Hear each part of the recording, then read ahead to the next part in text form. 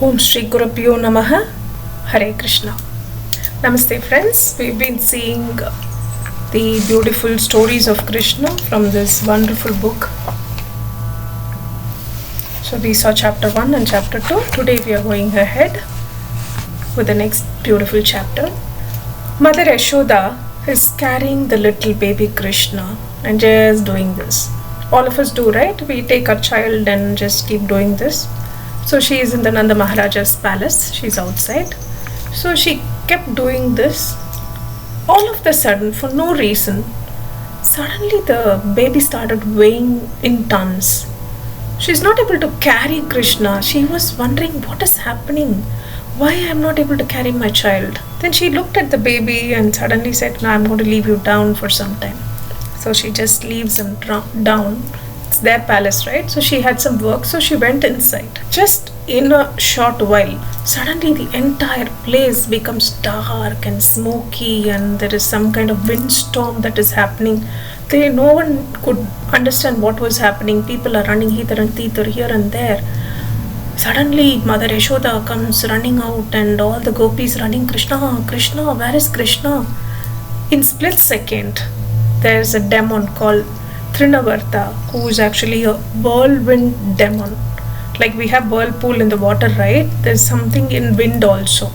So here is such a forceful wind. He just comes in split second from ground. He just picks up Krishna and just goes. And he goes to that speed, he goes straight to Akasha, to the sky, carrying Krishna. So as usual, the baby Krishna was holding on to Trinavarta's shoulder.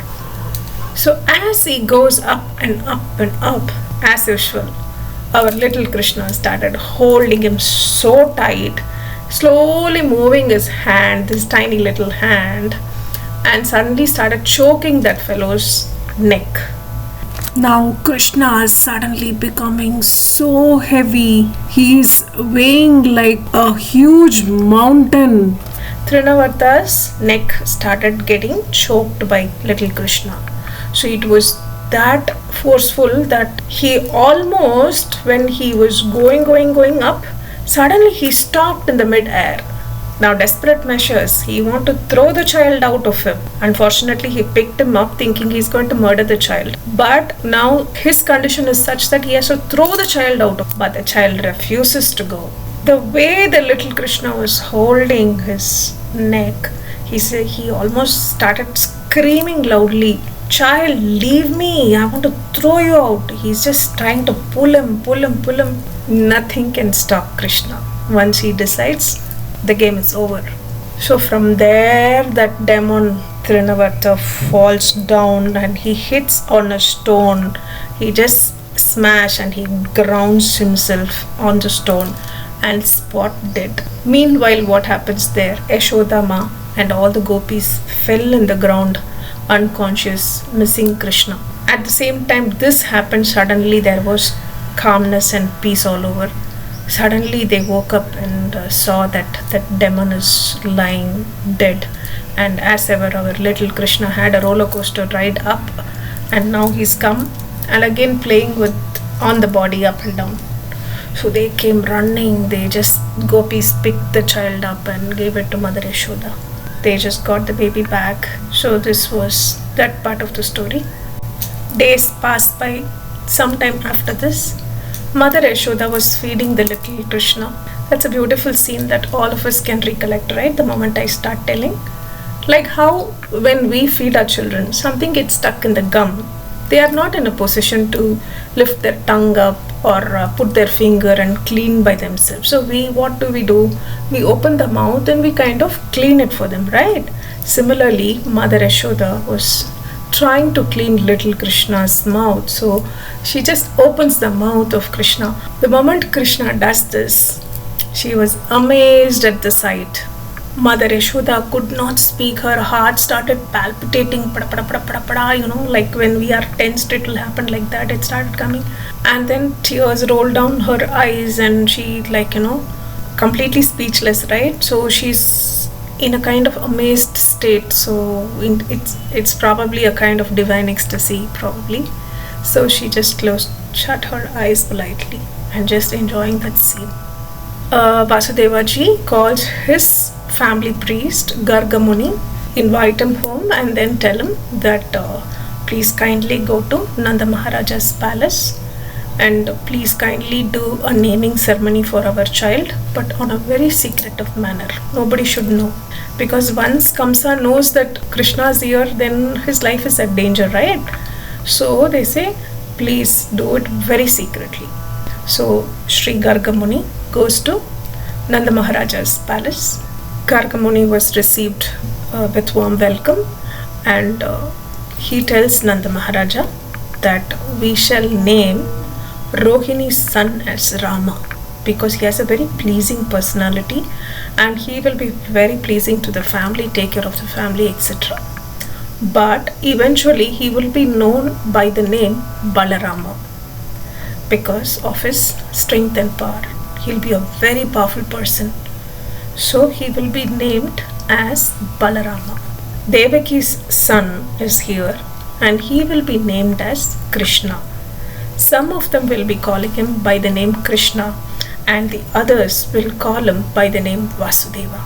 This child, as he grows up, he will be very powerful, he will be very handsome, opulence. Krishna is going to be a very, very charming personality. And also, he finally says, Nanda Maharaja, it's your duty to take care of this little child very carefully. While Krishna is at Vrindavana, everyone is safe and happy and the entire place is so prosperous. As he is the Supreme Personality of Godhead, see to that he grows up without any kind of disturbance. We all say, right, feeling blessed. What a blessing today, like that. Similarly, Nanda Maharaja felt very blessed for this moment, and so we are for listening to this. Both Krishna and Balarama started crawling, like how the babies crawl and go, no? So they are in that stage now. So they're just crawling all over. Now as they started moving, the naughtiness also moves with them. It grows with them. So what happens? They crawl and go to the place where the cow shed, where the little calves are there. Always, no? Krishna is known as Nanda Gopala also. He's so fond of cows. So what he does, he goes as a baby. I will add the picture. I have to tell you this. I can't finish the topic without telling you this. The most amazing part of this book, or any book for that matter with ISKCON series, is the artist give life to that picture. We can virtually imagine and we can just go there, create a visualization. We can go to that place and just enjoy that moment. So that is the best beauty of this book. I wish all of you buy and read also. The little Krishna hold the calf tail, and as the calves move here and there, these kids, no, they just go like the slide in the mud, go here and there, sliding here and there. So it was such a nice sight to see. So the gopis and Mother Yashoda was standing and smiling at it. Look at this kid, look at this naughty fellow. Like that, they're all like enjoying that moment. As Krishna and Balarama started growing up little further, as they started walking, after crawling they started walking, the gopis started complaining to Mother Yashoda. Oh Mother Yashoda, these children are very naughty. You know what they do? They come, they don't even give us time to milk our cows. They will go let loose all the calves. They go and drink off all the milk from the mother. So we are left with nothing. Oh Mother, please help us. So all running behind. So the moment they get irritated, they want to come and hit the kids, no? They smile, both of them. They say that, oh my God, they have such a beautiful, charming smile that we can't even lift our hands to hit these children, but they are so troublesome. What to do?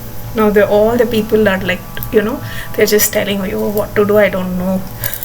So that way it goes. And apart from that, what they do, they also take butter and curds, thick yogurts and all. They start distributing it to all the monkeys around. So all the monkeys will be eating everything and going. So that way the entire place is in Hangama because of Krishna and Balarama.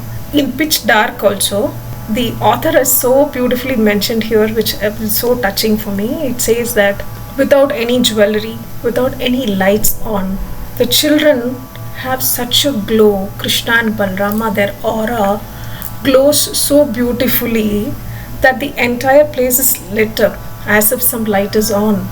But there was no light at all. But their image produced so much light, their aura produced so much light. They used to stock up all woods, and then climb on it and then start taking and eating. So enjoy that prank.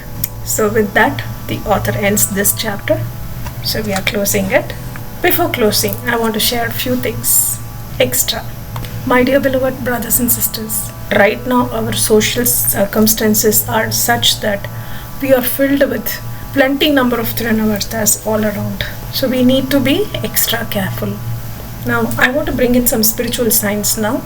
This whirlwind produce certain amount of smoke and dust all over wherever it goes, right? Some storm.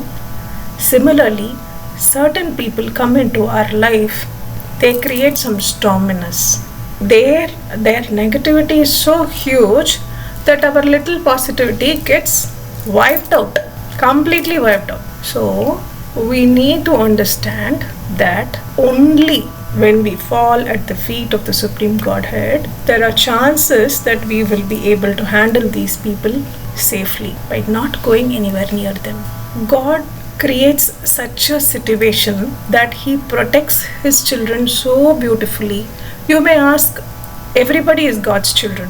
There's a beautiful lecture from Swami Ramakrishna Paramahamsa. He says, everybody is not equal, he says. Initially I used to, in Gospel of Sri Ramakrishna, so I used to wonder, what, why? Then he says, I can't be equal to you, you can't be equal to me, because the time what I spend with God is much superior than a normal person. So that way, automatically, our aura is uplifted. It has a shine. It will be beautiful.